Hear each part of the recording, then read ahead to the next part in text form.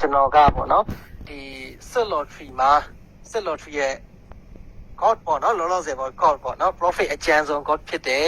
နော်အကို Casper ကိုဖိတ်ခေါ်ပြီးတော့ကျွန်တော် interview မှာဖြစ်ပါတယ်နော် interview မှာဖြစ်ပါတယ်ဆိုတော့ကို Casper ရေမင်္ဂလာပါဗျာကိုမင်္ဂလာပါဆရာဟုတ်ကဲ့ပါကဲကို Casper ရေတို့ဒီ online ငွေရှာနည်းတွေကိုတို့ညီကိုတွေအစုံလုပ်ခဲ့ပူတယ်နော်ဆုံးဒီ trading တွေရောဟုတ်လားနော် mining တွေရောတခြား investment တွေရောနော်အဲ့တော့ရလာတဲ့ဒီ trading ကတော့ပုံမှန်လေးရပြီမဲ့တခြား investment site တွေမှာတော့တို့ရရှိထောင်းရှိဆုံးရှုံးခဲ့တယ်နော် scam ဖြစ်သွားတော့လေနော်ဟုတ်တယ်ဒီတို့ဒီ sit lottery လေးစလုပ်တဲ့ခါကျမှဒါ profit လေးပုံမှန်ပြန်ပြီးတော့မှန်လာတယ်ပေါ့နော်တို့မရပေါ့တို့ည9:00 နာရီခွဲကြာလို့ရှိရင်တို့ကလစ်ရတဲ့ကြော်ညာ site မှာတို့အများကြီးပါသွားတယ်ပေါ့ကိုဆန်းပါသွားသေးတယ်အဲ့ဒီမှာပါလာမို့ဆရာပါတာပေါ့နော်ပါတာပေါ့ကျွန်တော်ဆိုလို့ရှိရင်ထောင်ကနန်းနီးပါပေါ့လက်ရှိယနေ့ပေါက်စင်းနေဆိုတော့ကြည့်လိုက်မယ်ဆိုရင်တော့ဒါထောင်ကျော်တယ်ပေါ့နော်ထောင်ကနန်းကျော်လောက်တော့ပါသွားတယ်ပေါ့နော်ကိုဆိုင်လည်းအဲ့လောက်ပမာဏပဲဖြစ်မှာပေါ့နော်ဒါကြီးတို့ risk ကိုမမြင်တော့ဘဲနဲ့နည်းနည်းလောဘတက်ပြီးတော့ဒါလောဘရဲ့အကျိုးလေးပေါ့နော်ဆိုးတယ်နော်အဲ့ဒါနော်တော့ထည့်လိုက်တော့ပါသွားတယ်ပေါ့နော်โอเคအခုတော့ဟုတ်တယ်ဆရာစစ် lottery မှာတော့ပုံမှန်လေးတော့ပြန်ပြီးရနေပြီပေါ့နော်အေးစေးရတယ်ကိုတို့ထောင်ကနန်းမကလို့ဟလားကိုဆိုင်တို့ဆိုရင်ဒါတောင်ကနန်းတော့ဒါထုတ်ပြီးသွားပြီပေါ့နော်ထုတ်ငွေသွင်းငွေအကုန်လုံးအထုတ်ပေါ့နော်အထုတ်ကြည့်တီးတောင်ဒါ3,800လားဟလားဘယ်လောက်ရှိသွားပြီလဲကို3,400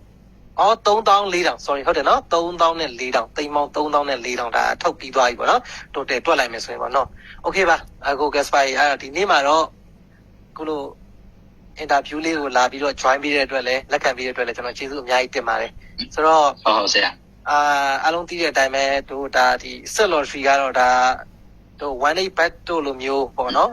ဒါတို့ gambling နော်မြန်မာလိုပြောရရင်တော့ဒါလောင်းကစား website တစ်ခုပေါ့နော်အဲ့တော့လောင်းကစား website တစ်ခုဖြစ်တယ်အဲ့တော့တို့ကဒီလောင်းကစား website မှာဒါ profit ရတဲ့လူပေါ့နော်အခုဒီ Casper တို့လို profit ကျန်းတဲ့သူတွေကလည်းကျန်းကြတယ်အဲ့လိုမျိုးပဲပေါ့နော်ခဏပဲစော့နိုင်ပြီးတော့ရှုံးတဲ့သူတွေကလည်းရှုံးသွားကြတယ်ပေါ့နော်ဒါတယောက်နဲ့တယောက်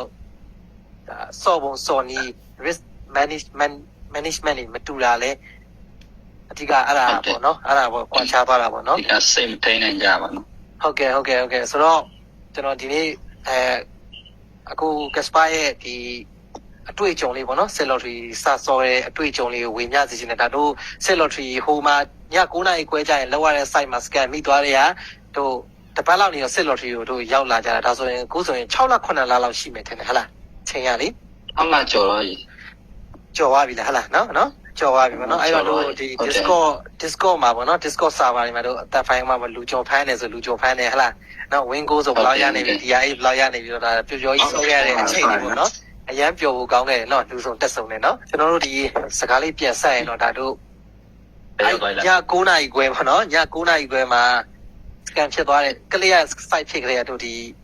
sit lottery ဘက်ကိုတို့ကူးလာတယ်ပေါ့နော်ကူးလာပြီးတော့တို့ Discord မှာညီကိုတွေဒါစုံလင်းနဲ့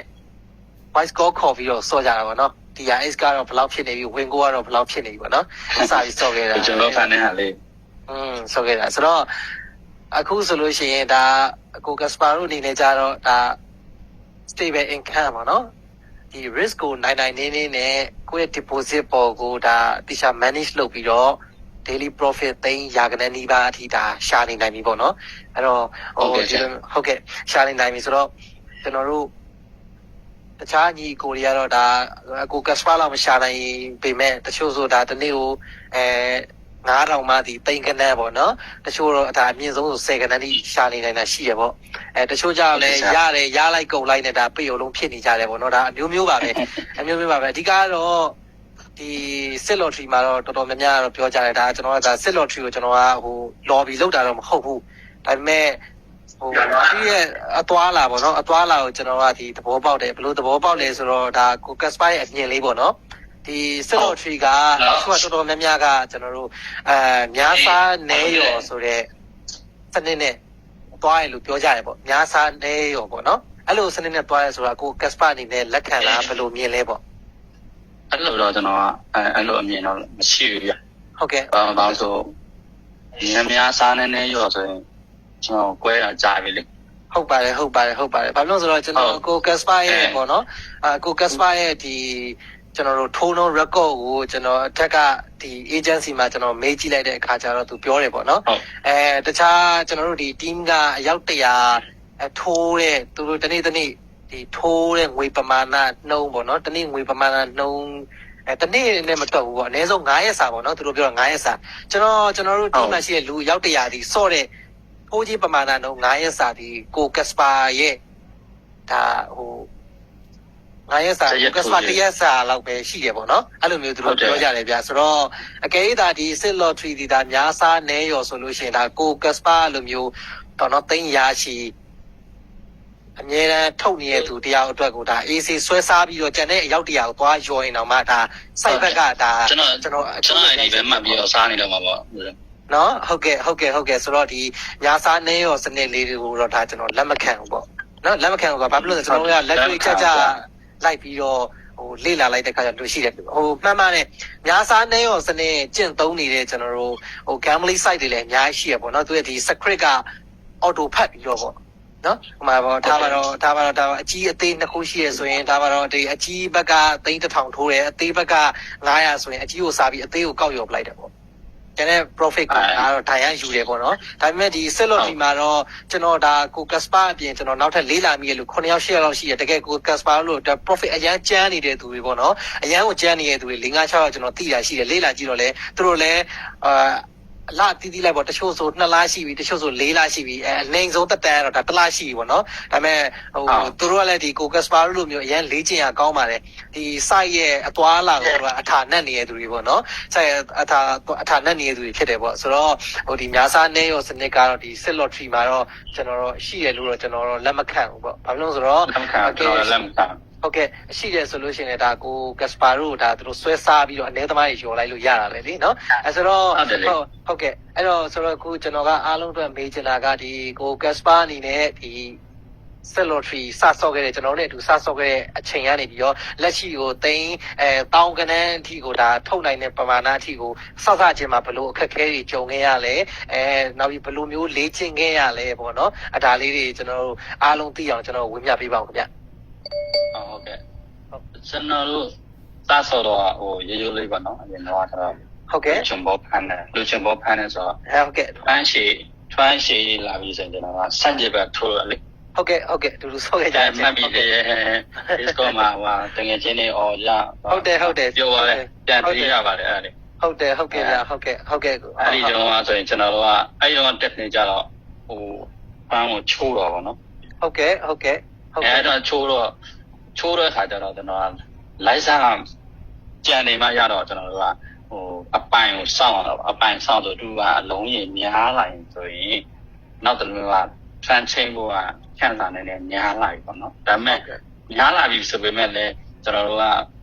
over confident ဖြစ်ပြီးတော့ all in လိုက်တာမျိုးကြတော့ဒါကျွန်တော်အားမပေးဘူးပေါ့နော်ကျွန်တော်တို့တခါလောက်ဖူးပါတယ်အဲ့မျိုးတွေတုံးကျင်တွင်းမှာပေါင်းမယ်လို့ပါညာဆိုတာမရှိဘူးကြာပုံသေးမရှိဘူးသူဟာအကူတန်အမျိုးမျိုး chain နဲ့24နာရီကျွန်တော်12နာရီတိစက်တိုက်ကျွန်တော်ထိုင်ဆောင်ကြည့်ဘူးပဲဒါအဲ့မျိုးပေါ့နော် record ပေါ်မျိုးပေါ့နော်သူရဲ့ဒီအသွားလာဒါ12နာရီသွားလာလေးဟုတ်ကဲ့12နာရီ record လောက်ကြည့်ကျွန်တော်ကြည့်ဘူးတော့တရက်ပေါ့နော်တပတ်လုံးတော့မကြည့်ဘူးတရက်ကြည့်ပြီးရသူကအစုံပဲလာတယ်ဗျဖမ်းနေအစုံပဲ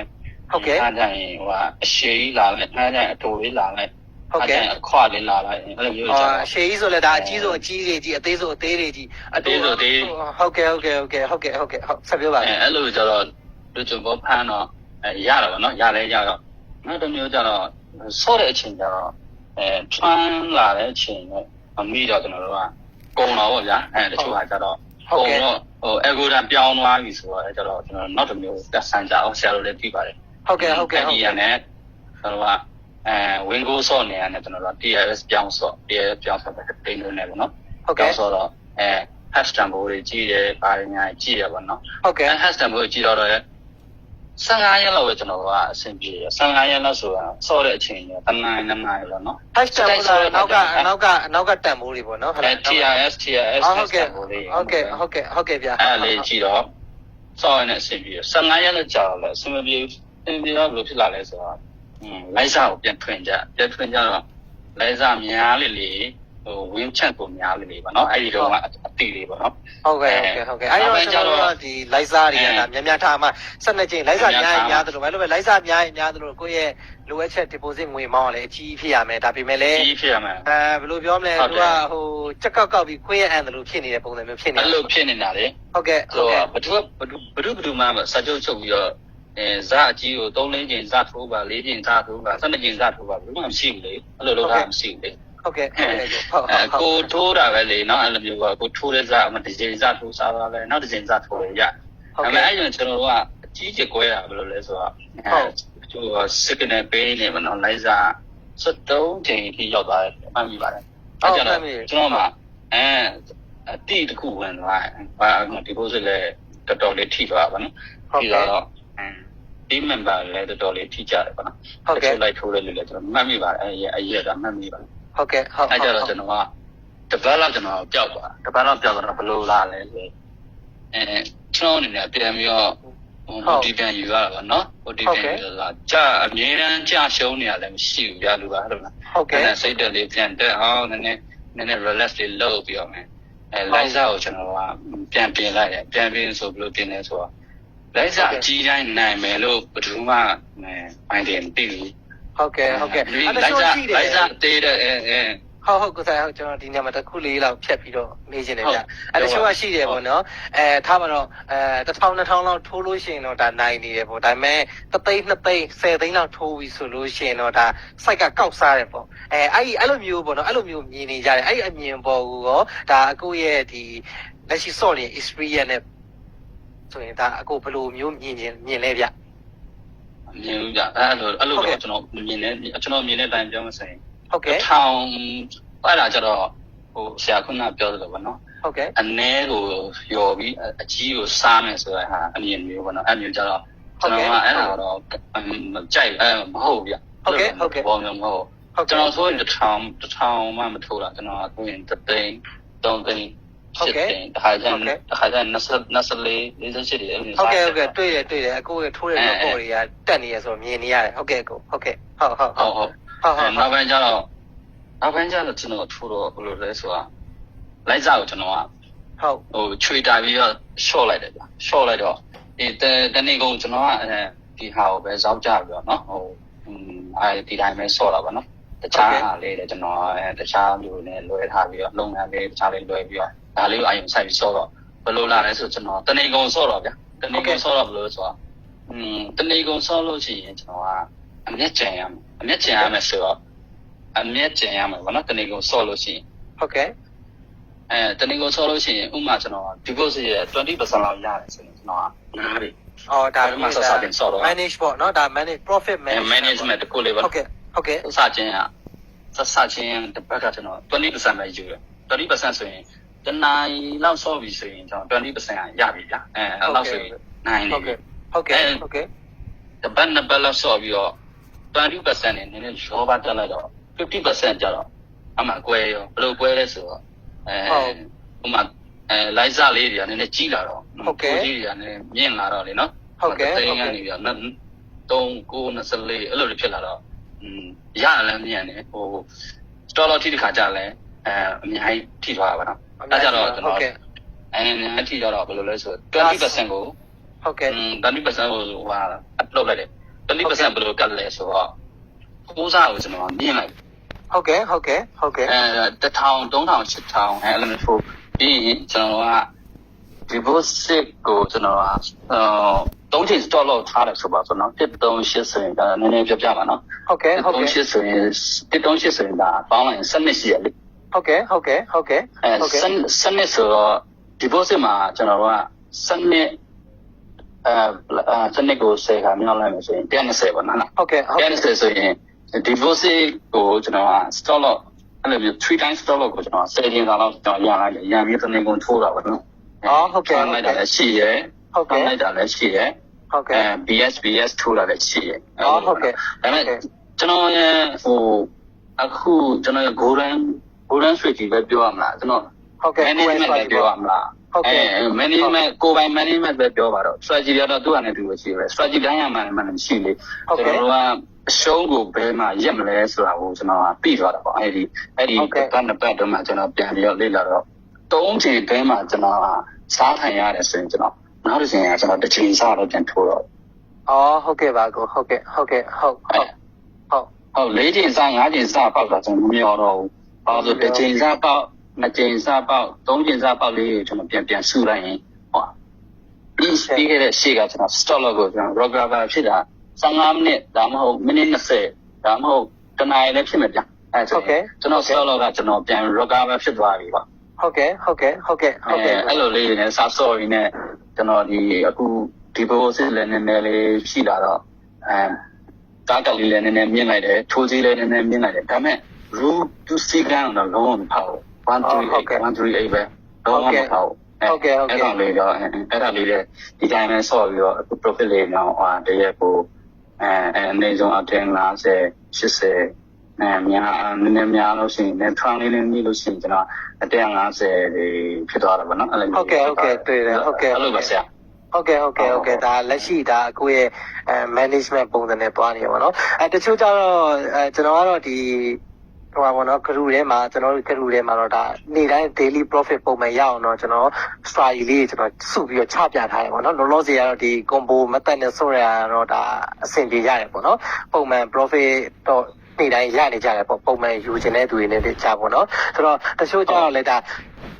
strategy လိုက်ရှာကြပေါ့ဥပမာဆိုလို့ရှိရင်ဒါအခုဆိုရင်ဒါ Google Spy ရဲ့ strategy ကဘာလဲပေါ့ကျွန်တော်တို့လာမေးကြတယ်ဒါပွဲလင်းပြောရလို့ရှိရင်ဒါကျွန်တော်လည်းပြန်ပြောလိုက်တယ်ပေါ့နော်ဒါ Google Spy ကိုလည်းကျွန်တော်သူ့ရဲ့ strategy မပြောပြဘူးဆိုတာဒီလိုပါဒီ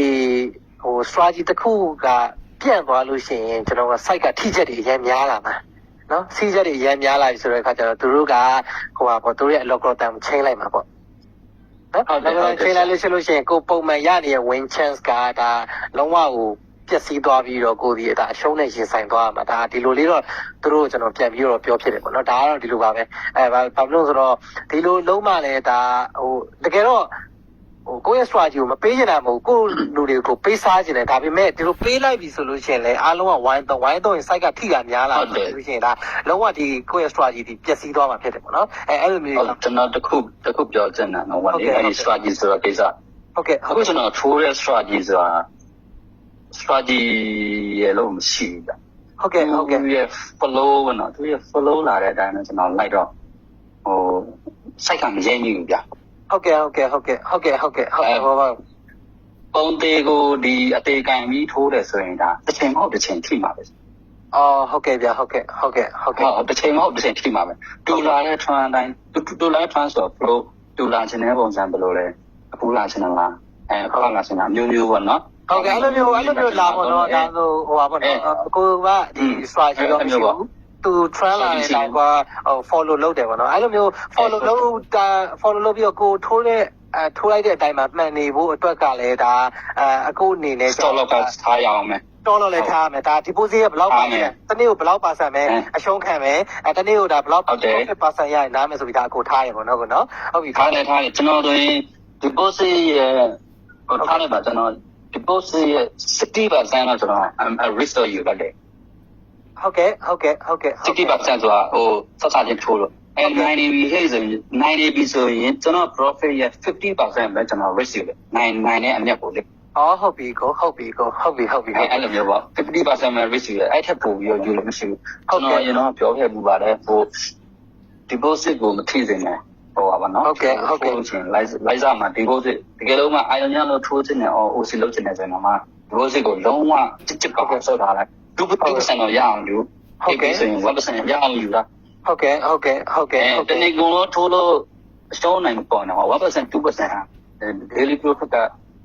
ရတဲ့နေကြရအောင်လည်းရတယ်အတူကအဲ့လိုလေးပေါ့နော်အဲ့လိုလေးကြံပြချင်တော့ပါတယ်ဒီပြောဟုတ်ကဲ့အခုကတော့အခုပြောရတဲ့ဒီ strategy ရောအခု strategy ကအခုမှမရှိဘူးဒါပေမဲ့ကိုကဒီသူ့လာရှိတဲ့အတိုင်းကိုဒါ following လုပ်တယ်ပေါ့နော်အဲ့လို follow လုပ် transforming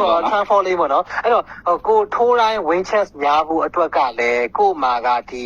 သူ့ရဲ့ flow သွားလာကိုစိတ်ကနေအလိုခံစားမိနိုင်တဲ့ဒီ mindset လေးတော့ရှိဖို့လိုမယ်လို့တော့ကျွန်တော်ထင်တယ်ဗျအဲ့ဒါနဲ့ပတ်သက်ပြီးတော့အခုအနေနဲ့ဘယ်လိုလေးပြောချင်လဲဗျအကြံပြုချင်လဲဗျ အဲ့ဒီ mindset ကလူတိုင်းလေ့ကျင့်လို့ရတယ်ကျန်ဟိုက ဟုတ်ကဲ့ခုနကတော့ကိုပြောရတဲ့စီ12နာရီလောက်ဒီဒါထိုင်ကြည့်ခဲ့တယ်ပေါ့နော်12နာရီလောက်ဒီထိုင်ကြည့်ခဲ့တယ်ဆိုတော့ဟိုခုရှေ့လျှောက်မှာခုလက်ရှိပေါ့နော်လက်ရှိနောက်ဆုံးအချိန်ဒီကောဒီသူ့ရဲ့ trend အသွားလာတွေဒီဒါအရင်နဲ့ဒါတူညီမှုရှိသလားဒါမှမဟုတ်အရန်ကွဲပြားသွားပြီးတော့သူတို့ဘက်က algorithm change လိုက်လားပေါ့နော်ဒါ change လိုက်လားနောက်ပြီးတော့ဒီလိုမျိုးကိုယ့်ရဲ့စိတ်မှာပေါ့သူ့ရဲ့ trend သွားလာဘာပြီးဘာလာမယ်ဆိုတာကိုစိတ်ထဲကနေပြီးတော့အလိုလို mindset ပေါ့နော်ခံမှန်းဇန်ဘယ်လိုပြောမလဲ emotion ရတာပေါ့ဗျာနော်ဒီ mindset လေးတစ်ခုရဖို့အတွက်ကြတော့ဘယ်လိုလေးလေ့ကျင့်ရမလဲဘယ်လိုလေးလေ့ကျင့်ရမလဲဆိုတာလေးကိုအကိုအကြံပြုပေးပါဦးဗျာ ဟုတ်ကျွန်တော်ကစစချင်းလေ့ကျင့်တော့ ဟုတ်ကဲ့ နော် ဟုတ်ကဲ့ stall အရင်တစ်ခါ73ချိန်လောက် stall မိသွားတော့ဒီလိုဆိုလည်းနည်းနည်းထိသွားတော့ကျွန်တော်ကိုလည်းဟိုဖြစ်သွား depression ဝင်သွားတယ်ဗျာအဲ့တော့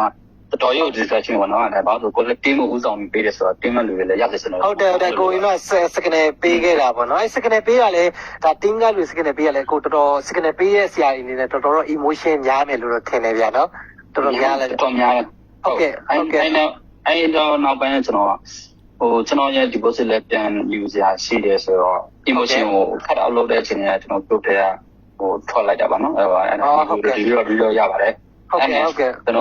တော်ပဲလည်းဒူတော့တိုင်းတဘောမျိုးဖြစ်သွားတာပါနော်ဟုတ်ကဲ့ကျွန်တော်တပတ်လုံးဒီလိုကျွန်တော်မထိုးဘဲနဲ့ကျွန်တော်ကြည့်တယ်ဟုတ်ကဲ့ကြည့်ဆိုတာတရက်ကိုတနာရီဆိုရင်7မျက်နှာ6မျက်နှာပေါ့နော်ဟုတ်ကဲ့အဲ7မျက်နှာ6မျက်နှာကျွန်တော်ကြည့်တယ် record လေးယူထားတယ် paper tag လေးပဲထိုးတယ် paper tag လေးထိုးတယ်တခါကြရင်ကျွန်တော်deposit နည်းနည်းလေးနဲ့ကျွန်တော်100 300 800အဲ့လိုမျိုးတွေထိုးတော့ဗောနော်ဟုတ်ကဲ့ paper tag ဆိုတာဟုတ်ကဲ့ paper tag ဆိုတာလေကျွန်တော်စာရွက်ပေါ်မှာဒါဘောပင်လေးနဲ့ရေးရှင်းတာဗောနော်ပတ်တာစာရွက်ပေါ်မှာဘောပင်လေးချက်အဲ့ဒါကျတော့ream virtual menu ဗောနော်ဟုတ်ကဲ့ virtual menu ဟုတ်ကဲ့ဒါလို့ဟုတ်ကဲ့လေ့ကျင့်ပါအခု mindset ပေါ့နော် mindset ကို yes strong ဖြစ်ဖို့လေ့ကျင့်ရတာပေါ့နော် mindset ပေါ့နော်ဟုတ်ကဲ့ဟုတ်နောက်ပြီးတော့ကျွန်တော်က solve လို့ကျင်တယောက်တည်း solve ဆိုတော့ကျွန်တော်က laptop မှာသတိပေးစာလေးရေးထားတယ်သတိကို